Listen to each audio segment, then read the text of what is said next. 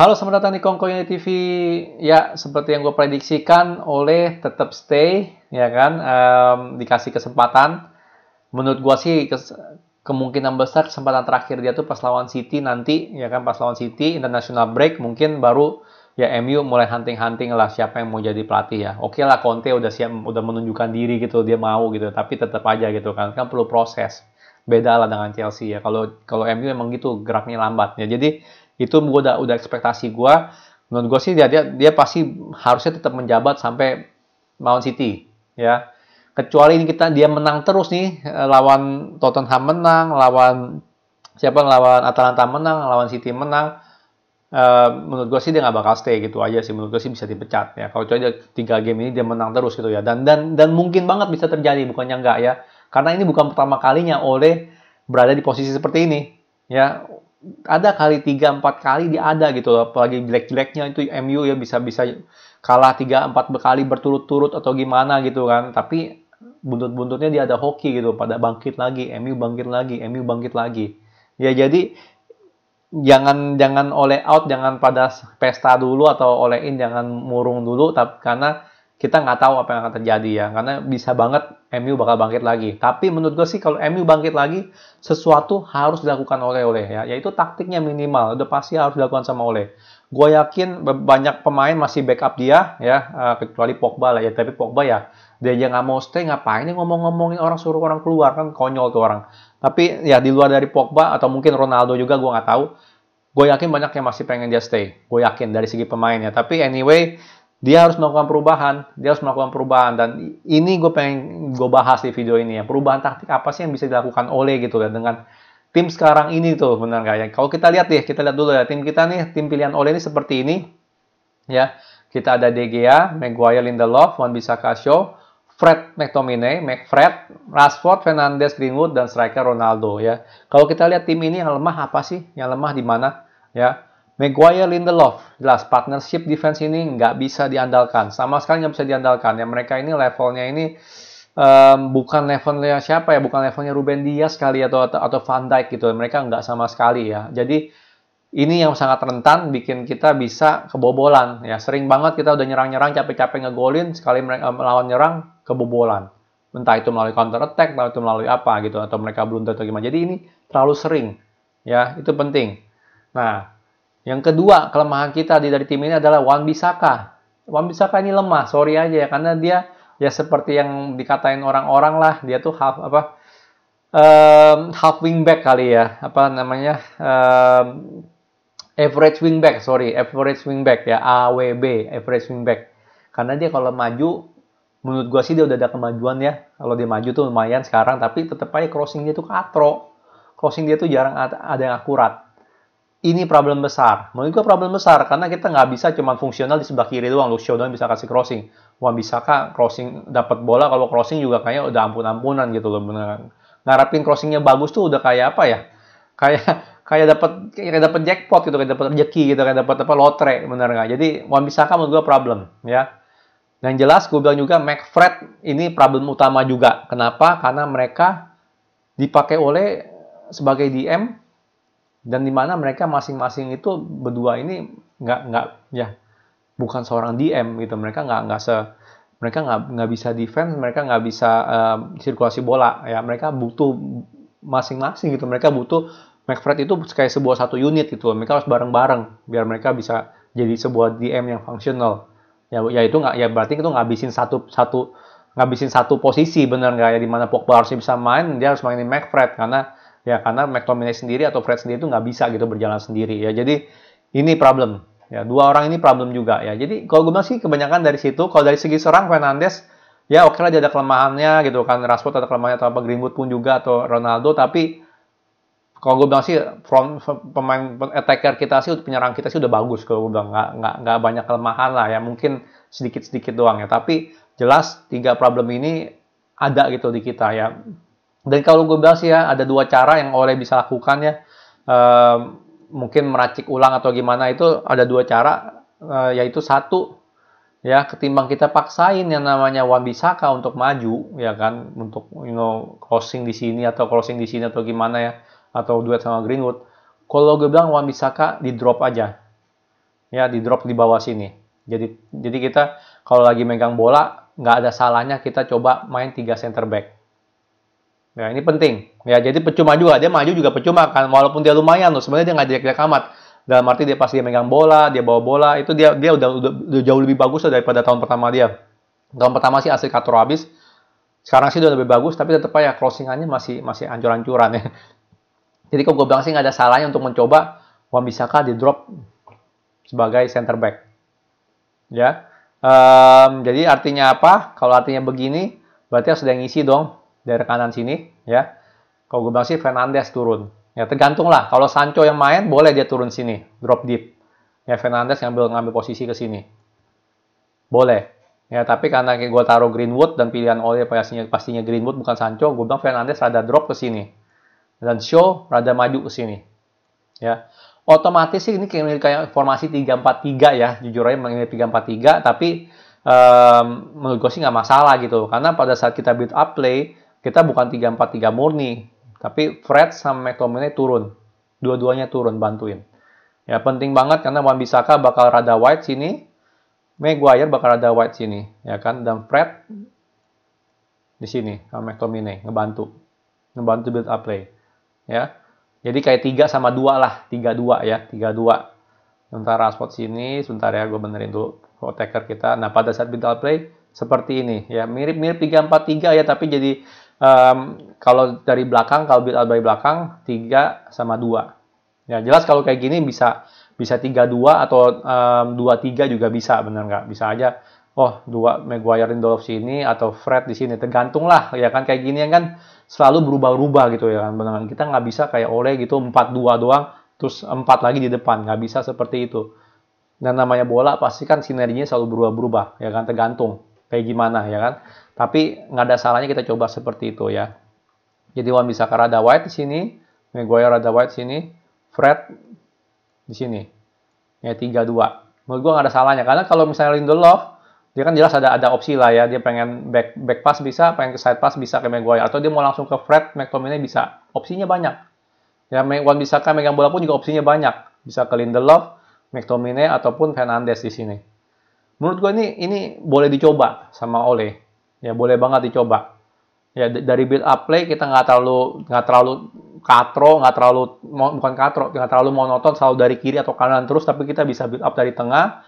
Ya kan bola dari Wan-Bissaka bisa langsung ke McTominay bisa buat dari tengah juga ya bisa buat dari tengah nggak masalah gitu ya kadang kalau mau lebih pintar lagi ya Ronaldo jadi false nine misalnya turun sini sedikit ya kan jadi McTominay ada opsi untuk ke tengah juga nggak harus Fernandes ataupun Fernandes bisa juga ke sini kalau mau benar nggak Greenwood di sini bisa aja gitu loh jadi opsinya ada dan kita nggak perlu ngandelin Wan-Bissaka untuk crossing di kanan ya di luar dari itu, kita nggak perlu ngandelin Fred McTominay juga untuk sirkulasi bola. Ya dia cuma jadi cuma terima bola, ya paling dia passing kiri atau langsung ke Fernandes atau ke siapa gitu. Benar nggak? Jadi kita nggak ada limitasi 2-3 kelemahan kita gitu loh. Ya Maguire, Lindelof, Wan-Bissaka, Maguire, Lindelof aman karena ada Wan-Bissaka juga jadi back 3. Ya kan Fred McTominay kita nggak terlalu ngandelin mereka untuk sirkulasi bola atau build up play ke depan ya kan dan Wan-Bissaka kita nggak perlu capek-capek ngeliat dia ke depan crossingannya tapi ancur-ancuran kalau gue bilang ini boleh dicoba sama Ole ya taktik seperti ini boleh dicoba sama Ole ya bahkan kalau kita lagi maju pun ya misalnya kita udah open play benar nggak kalau udah open play ini Fernandes bisa aja free roll atau gimana ya tapi ntar ya gue atur dulu McTominay Fred di sini. Nah, seperti ini kalau gue bilang, ya. Bisa seperti ini. Jadi kayak 3-2-5, lebih ke arah 3-2-5. Duanya ini kan McTominay Fred, 5-nya ini Fernandes, Shaw sama Greenwood. Ya. Menurut gue ini boleh gitu dicoba karena Fernandes juga sekarang ini akhir-akhir ini sering kan ngeliat dia crossing dari sayap sering banget kan. Dia kemana-mana, yang dia free roll, tapi sering banget dia dari sayap dia kasih crossing ke Ronaldo, kasih crossing ke Rashford atau siapa. Menurut gua ini boleh dicoba, sangat boleh dicoba. Ya. Jadi kalau pas kita lagi build up play dari belakang 3-4-3 ya, rada ke 3-4-3, pas kita nyerang 3-2-5. Misalnya contohnya seperti itu. Kalau gue bilang ini boleh banget dicoba ya. Sekali lagi kita kita tiga kelemahan MU tuh langsung ada solusinya gitu loh ya. Kita nggak perlu lihat Wan-Bissaka crossing, kita nggak perlu takut juga Maguire, Lindelof blunder karena ada orang ketiga Wan-Bissaka dan McFred. Ya kan, McFred bisa support serang juga sebenarnya di sini. Ya kan, dan kita nggak perlu mengandalkan mereka juga untuk build up play gitu loh. Ya, jadi menurut gue sih solusinya cukup bagus. Dan gue lihat McTominay sama Fred sebenarnya kalau support nyerang tuh nggak jelek loh. Sebenarnya nggak jelek mereka kalau support nyerang. Ya cuman dia ya gitulah role-nya, cuman dipaksa aja jadi holding midfield, jadi apa DM lah atau apa gitu. Jadi menurut gue ini sih penting sekali ya, dan boleh banget dicoba sama Ole. Ya, taktik yang boleh dicoba sama Ole. Ya kalau dia pengen tetap pakai McFred, dia boleh cobain seperti ini. Ya. Nah, sekarang opsi kedua ya, opsi taktikal kedua kalau dia tetap mau paksain McFred. Ya, kita balik lagi ke sini ya, McFred. Yang kita sering lihat kan seperti ini nih, ya kan? Kalau dia lagi pressing atau lagi nyerang pun seperti ini. Ya, oke lah, Fernandes kadang bisa di mana-mana kan, kadang bisa turun bantuin dia untuk kasih long ball, ya kan? Dan kalau pressing juga pasti begini kan. Yang pressing orang kita, striker kita semua, benar nggak, sama ini winger, makanya Fernandes ikut bantuin pressing, ya kan, backup si Ronaldo yang nggak gitu bisa pressing. Ini nggak jalan. Ya, kalau lu mau high press, semua tuh harus maju, ngepress. Ya, karena kalau lu semua nggak maju ngepress, ini terlalu banyak ruang kosong yang bisa dieksploitasi. Ya, kalau udah dieksploitasi di sini, itu tinggal masuk ke final third. Middle third lu tuh nggak kosong gitu, nggak ada siapa-siapa, dan itu berbahaya banget. Berbahaya banget. Ya. Ini dia nggak bisa pakai taktik seperti ini. Kalau lu mau ngepres semua maju, ya kan? Bener nggak? Itu harus seperti itu. Lu mau high press, semuanya high press. Ya kan? Defensive line-nya tinggi. Seperti itu. Nah, permasalahannya kan nggak pernah tuh Ole mau begitu. Dia high press, tapi defensive line-nya tetap rendah. Akhirnya tengahnya banyak middle third-nya banyak luang.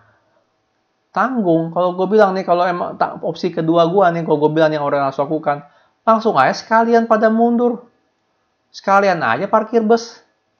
Ya, gue nggak mau MU parkir bus ya, jangan salah sangka ya. Gue benci gitu kalau ngeliat kita main parkir bus. Tapi ini kan kita topiknya ini gimana biar Ole bisa bisa selamat lah gitu loh, walaupun tetap pakai McFred lah atau gimana kan. Langsung aja parkir bus 451. Nah, langsung aja parkir bus 451. Kita defense langsung dari middle line. Middle third. Beres. Nggak perlu capek-capek lagi kan, bener nggak ngelihat yang kayak begitu.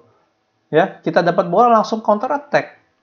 Ya kan, Rashford langsung berusaha langsung cepat, bener nggak? Sama Ronaldo. Ya, nggak perlu tanggung-tanggung. Jangan taktik parkir setengah bus. Kalau mau parkir bus, kalian parkir bus. Jangan setengah-setengah. Lu pressing high, tapi defense line-nya mundur juga. Apa bedanya? Tengah pada kosong, middle third, berbahaya. Ini kesalahan utama Ole.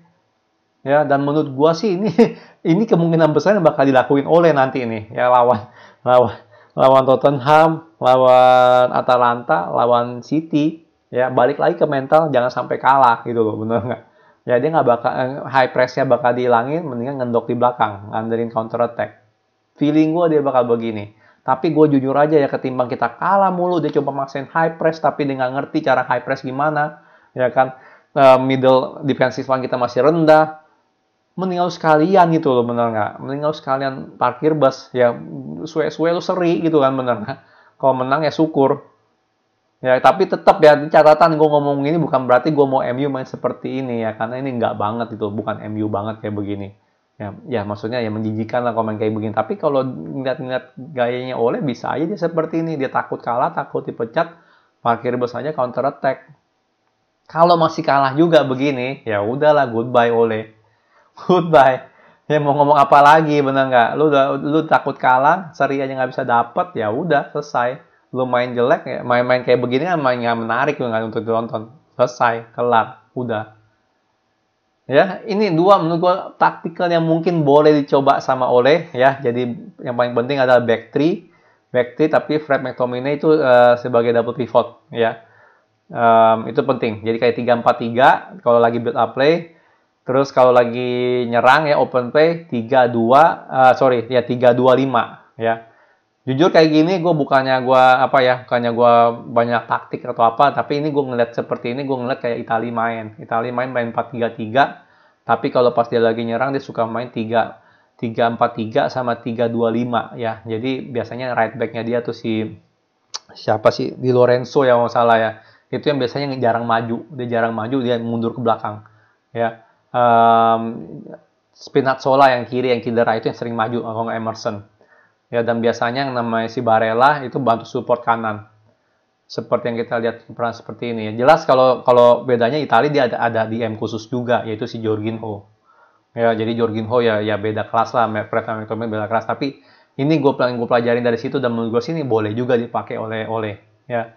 Dan yang opsi kedua, sekali lagi gue bilang ya, lu parkir bus saya sekalian, long ball, ngandelin counter attack, selesai gitu lo. Nggak perlu capek-capek lu high press parkir setengah bus di belakang. Buat apa lu high press kalau kayak begitu? Sekalian aja pada mundur semua, bener nggak?